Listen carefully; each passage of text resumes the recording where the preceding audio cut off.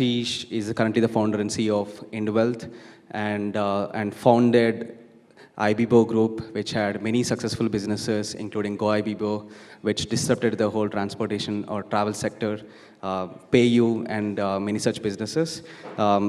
We would we thought it would be great for Ashish to kind of share some of the lessons while they were doing rapid experimentation of different businesses and also scaling up them, which we thought would be helpful for all of you. I wanted to give more focus towards your last stint, which is the IBIBO group, which means I'll take you like 10 years back. I think when IBIBO group started, I think you launched like multiple businesses, and I still remember the social gaming, and also the travel, and later on you launched PayU as well.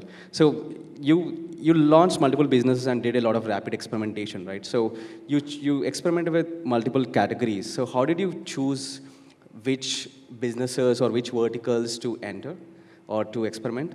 And why did you choose travel, or like what kind of product market fit, or what do you see? What did you see in travel sector that you made up entering into that? Yeah, look, I mean, I think in general, when you're building businesses, there is something called as a deliberate strategy. So you say, look, I want to build this table, right? But unfortunately, building businesses is not the same as building a table. It's almost like growing a child. There is no recipe, there is no formula. There is a lot of iteration, there is a lot of hit and trial, right? So even the business that we are doing currently, there is a deliberate aspect, but you will see a lot of experimentation, lots of different facets. That's what I believe in, right? Which is this whole thing about trial and error and experimentation.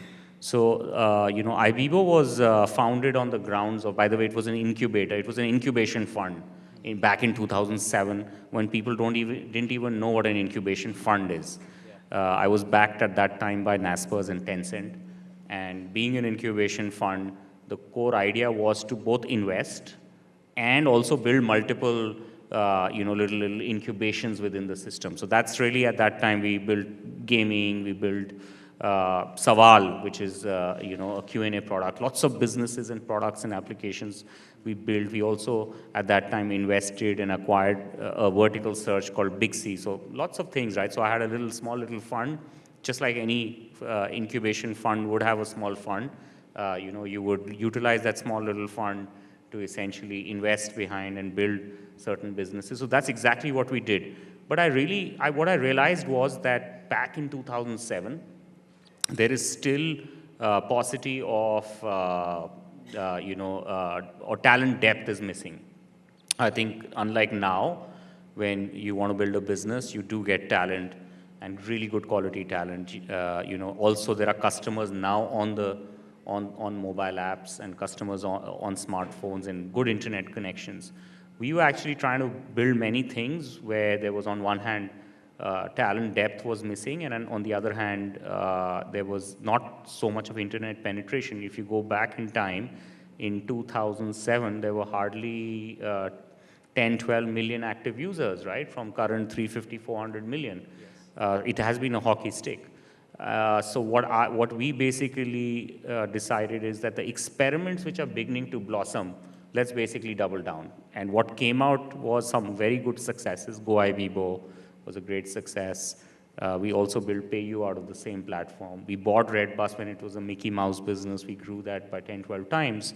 We also had ingested a team called Gaadi.com, which got acquired by Car.Dekho. So we had these multiple things. But really, for me, the learning was that experimentation is a very critical thing. And if one can lower the cost of experimentation, then one gets more bandwidth. So that's how these businesses were born. The other thing was that, timing, right? Yeah. For me, the big learning, and at that time, that was not deliberate, but today's date, when I think back, timing is a very critical part.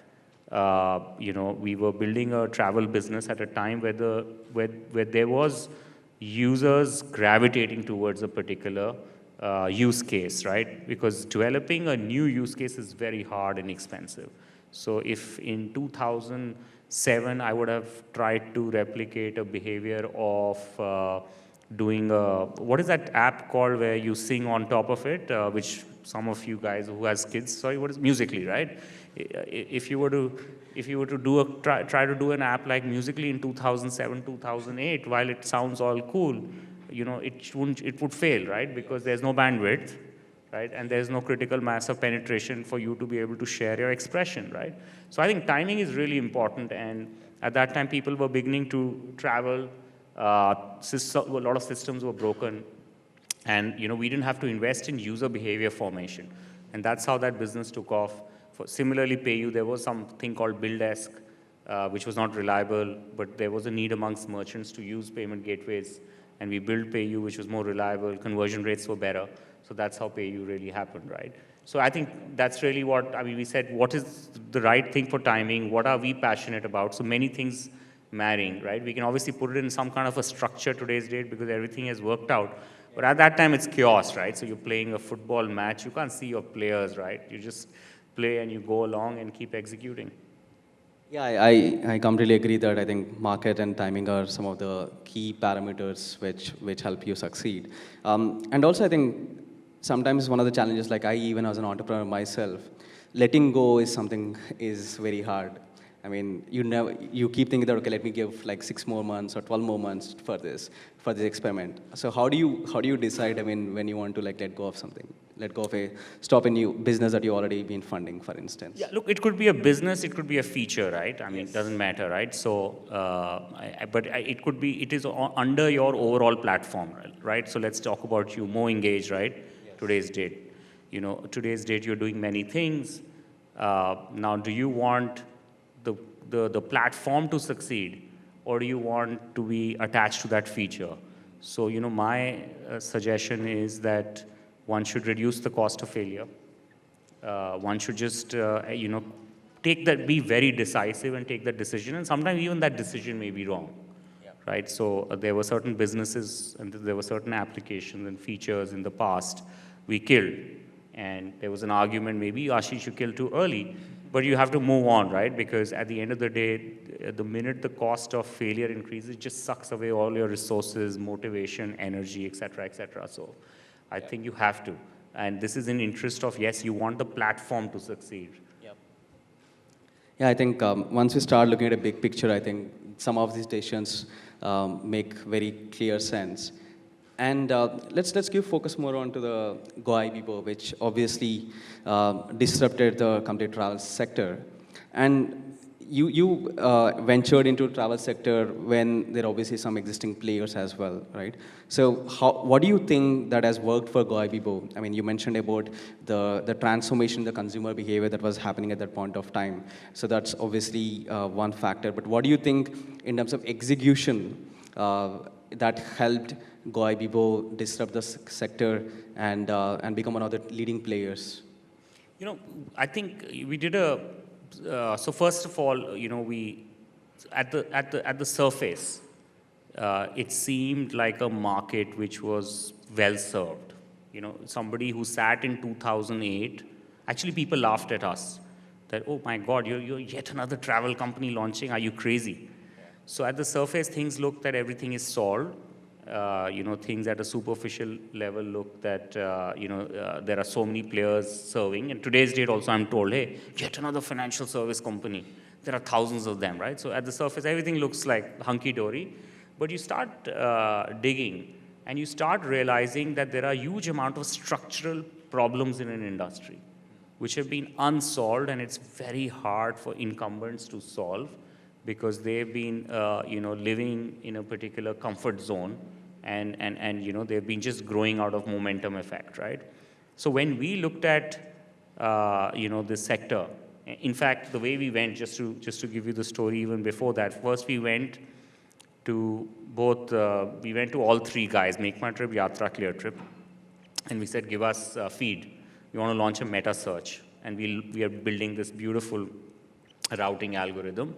They basically shunted us out. Okay. And they said, okay, fine, so we'll just take the feed from somebody else, but we will become an OTA, as in we will, you know, we will conclude the transaction at our end.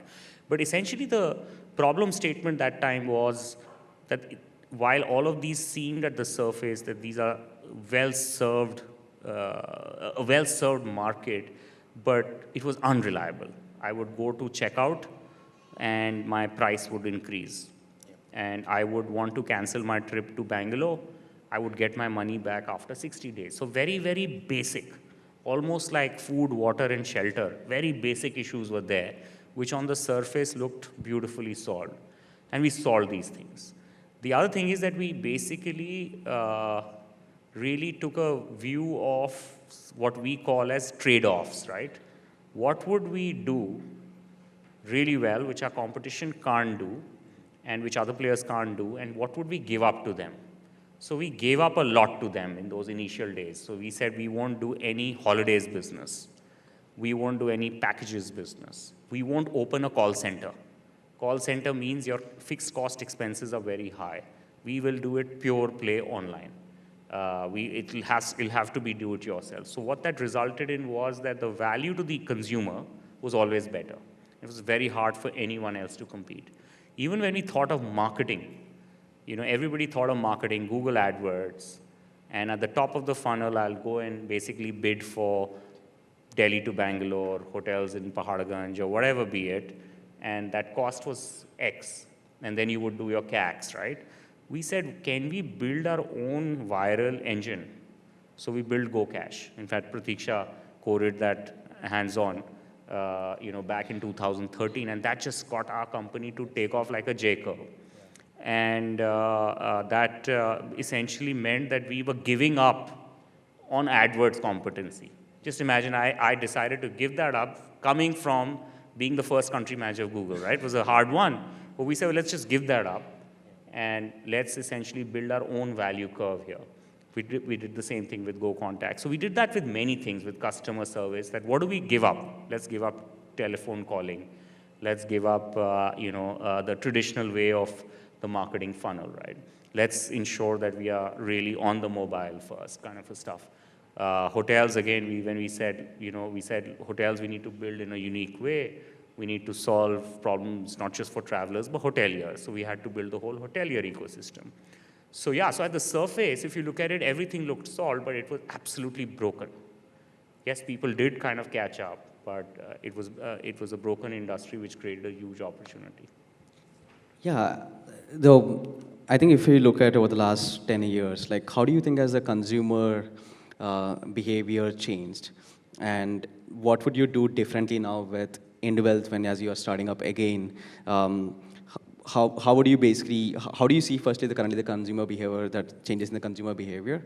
And how would you leverage probably like tools like MoEngage to drive better personalization? Or do you think that's how we can play a part in improving your customer engagement? Yeah, I think so. There are 2-3 things happening, right? So first is that anything valuable that you give to consumers, they're willing to try very quickly. So I remember if you go back 7-8 years ago, when you would build an application and engineers would really work hard day in, day out building an application, they would find it hard because, I mean, think of an engineer or a product manager, their biggest high is when consumers use their application. That's what increases their self-esteem. That's what increases their, they feel that, people are either saying bad things or good things about their application. So that's changed now. We see that consumers are willing to experiment with new applications and new use cases. So there are users out there. So that's changed, and that helps us to get feedback loops very quickly. So I remember when,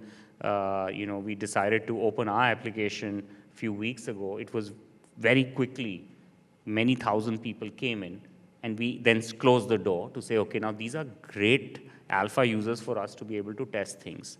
So that's the first thing. I think clearly, this world is now multi-screen. The past was a lot, there was this web, and then this whole mobile era came, and the two were not intersecting. People are toggling between web and mobile, and if you're going to the upper end of audience, they're definitely toggling. And then you have different sides of your platform. You have your supply side of your platform, and you have your buy side of your platform. They're also using different screens. So I think MoEngage can definitely help us to analyze consumers across devices MoEngage can obviously help us to, reduce consumer friction and to help us, personalize communication to the consumers, right? For example, in a very intelligent manner, MoEngage can help us communicate to our consumers that, what activities should they be doing if they have to retire 5 years earlier than normal, right? And just a hard-hitting, right kind of messaging. So yeah, multiple use cases. My advice to you would be simplify the use cases for all kind of companies. But yeah, multiple use cases. So I'm sure we should be able to leverage your tools. Do you think, you already achieved product market fit for your new startup, or how do you think, and this is something like every entrepreneur struggles with, right? I mean, particularly for consumer businesses, how should they think about product market fit? When do they think that, they achieve the product market fit, for instance? Yeah, look, I think simple, people cannot like you. The first, depending upon the type of use case, but the first set of users, let's say 5,000, 10,000, need to really love you a lot. They need to absolutely fall for you. People could hate you, that's fine, but those lot of people have to love you. If people are going to say, yeah, nice, or indifferent, we have an issue, right? Even we have to go back to the drawing board. I think if you're saying, have you found a product market fit? Too early for me to say. The patterns are good, the indicators are good, but we shouldn't get excited by the absolutely early users. We'll have to play this out. But yeah, I think product market fit is people need to really love you. If you run an NPS, you start hitting NPS of 70, 75. All those are indicators that you're absolutely, very, very valuable. You have to be very valuable to them. Got it, Ashish. So we ran a contest on your story, and we received some questions from users across the world. And one of the questions is related to entrepreneurship and marketing. I would like to read the question. As an entrepreneur, what is the biggest marketing mistake that companies do make? And what advice would you give entrepreneurs who want to be noticed but still have limited budget? Yeah, look, it's a very, very, very broad-based question that what marketing mistakes, right? So it could be hundreds, right? So one mistake could be that you overspend at the mouth of the funnel, and your product is not there yet, right? So you don't want to do that, and that's expensive. And the problem is that entrepreneurs should realize for customers, these are on and off buttons. For the entrepreneur, it must be the live switch, which is very hard to switch on and off, but for a customer, just a simple on and off button, right? So I think that's absolutely expensive. The other thing, I think the other mistake, or very expensive mistake, and yesterday I was in Bombay and I was on the highway and I was seeing there is a hoarding which says, loan in 3 minutes. Another one says, bank account opens in 4 minutes. Another one said, something happened. So these are promises going on, right? There aren't any hoardings in, I think, Delhi NCR. So I was just beginning to notice that there were a lot of, or even a dating app, get hooked tonight. So I just feel that, the days of promise, you have to fulfill the promise, right? I think that user, that meri kameez, uski kameez se safed kaise, is over, right? It is really about that promise being fulfilled, right? And Google does a great job of that. If you really study the Google algos, it will actually say that when a customer comes onto a landing page, if he's bouncing, which means that quality score is bad, which means that advertiser, that entrepreneur who's making those expensive marketing mistakes is spending a lot on CPC, essentially. CPC is CPC times CTR times a quality score, right? So that goes in their core algo, right? So I think these are the things which we all should avoid, right? Even we could make these mistakes, which is over-promise and not be able to fulfill. But I think that's really important. I completely agree. I think when we, as marketers, as we start running these marketing campaigns, I think we should always make sure that we are providing trust and not making false promises. And so one last question I have is around more on in terms of how do you balance between focusing on growth economics. We were just talking about the CAC and LTV just before this, right? So, and all our marketing, and if you look at it from the product and marketing team's perspective, they always need to keep thinking about whether how much should they be focusing on driving more like top of the funnel versus optimizing between the top of the funnel to the conversion funnel.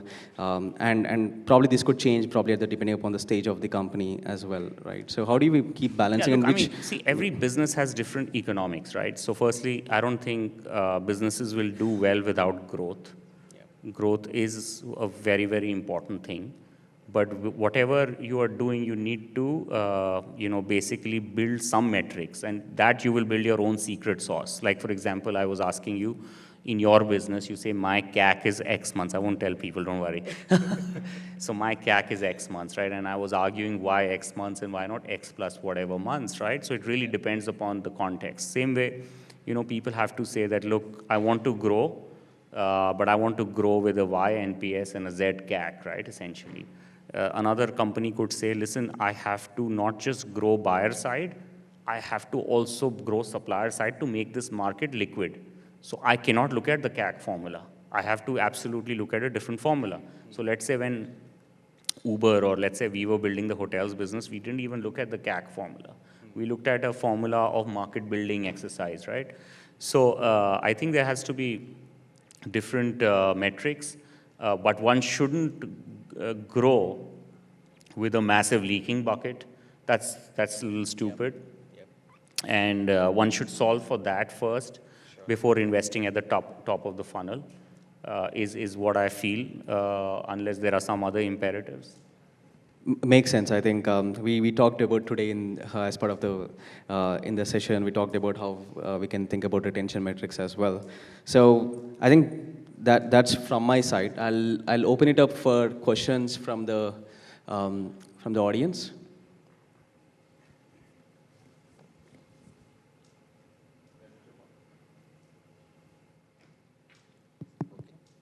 Hi, pleasure to find you here, Ashish. So what would a typical marketing spend cycle look like? Like, should all the performance marketers go on optimizing their campaigns, go on spending more on these optimized campaigns to eventually finally make a marketing spend zero or maybe significantly low? Does that time ever come, especially for consumer internet startups? So, look, I mean, I can tell you what I have learned. It may be changing, okay? I think your question is, what metrics do we chase? So typically, let's say you are a day 2 startup. You will go and market, you'll invest money in CPC, or you'll invest in, Play Store marketing. You would find that 98% of your users are paid users. Okay, then you go on, right? So it'll be like this. It'll be a curve like this. What you need to typically get to, and depending upon the type of business and frequency use case, etc. Typically, you want to get to a situation, you will not kill the paid channel, right? Because the base has increased. But you want to get to a situation where a majority portion of your customers are repeat users. So the day 2 that you started, day 1, I hope you don't start marketing, get your product right, for example. The day 2 that you started, you saw 98% of your users, which are paid. Let's assume 100, and 98 of them are paid. You paid $10 per user, 980 rupees, right? On, let's say, day 3000, you should be at a situation where you're still spending, rather than spending on those 98 users, you are spending on maybe 9,800 users, but at least 40,000 of your users are repeating onto the system. So that's really the crux. And if that's not the case, you will see most businesses, when they come to that day X thousand, if they're still 70% acquiring users and 30% repeat, or 80-20, not the other way around, there is a problem. You will find some problem or the other. That's really, but it depends upon the industry use case and subcategory. Thank you. I actually just wanted to share, this is one of the interesting case studies of my life. There was a company I was consulting with. We were spending $150,000 per month, and I eventually saw it going to $12,000 or $13,000 without so affecting the top line. Yeah, that also is a dangerous situation in my mind because you've stopped the growth engine, right? Unless you're talking about a Snapchat kind of a service, right? Which perhaps doesn't even do keyword spending and so on and so forth. But in most of our lives use case, I think that's also dangerous, right? Because you've gone and killed your top of the funnel.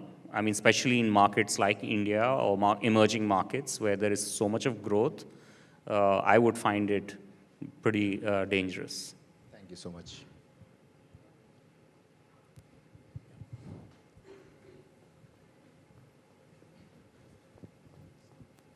We'll come to you next.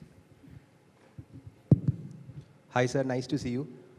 Sir, my question is that most lifestyle and retail e-commerce businesses in India are working on the proposition of price, be in the form of best deal, best final price, or 100% money back. Do you think that this price as a value proposition will survive with Bharat also, where the hyperlocal players can undercut you any given time? So I think price is a very important value proposition. It's oxygen. So there are, in product commerce, I think that's the use case. There are three very important combination value proposition. I think price, second is selection, and the third is fast and reliable fulfillment. So actually, these three go hand in hand. In a country like India, reliability, convenience, fulfillment is still not, it's beginning to get felt, right? Like, for example, someone like me does pay to Amazon Prime for faster fulfillment. But if you ask me 5 years ago, would I have paid that $1,000, et cetera, even without an Amazon Prime Video, I wouldn't have. So it's really behavior formation. So price becomes a very important thing. The second is because most of these digital platforms will be more efficient, and because they will drive more and more volumes, competing platforms, offline platforms can never compete on price. So the combination of price, and because these are more efficient, they'll always work on much smaller margins. So I think if somebody tells you that, look, I'm going to give convenience, and I'm going to give convenience, but I'm going to charge higher price, you'll not be able to do selection.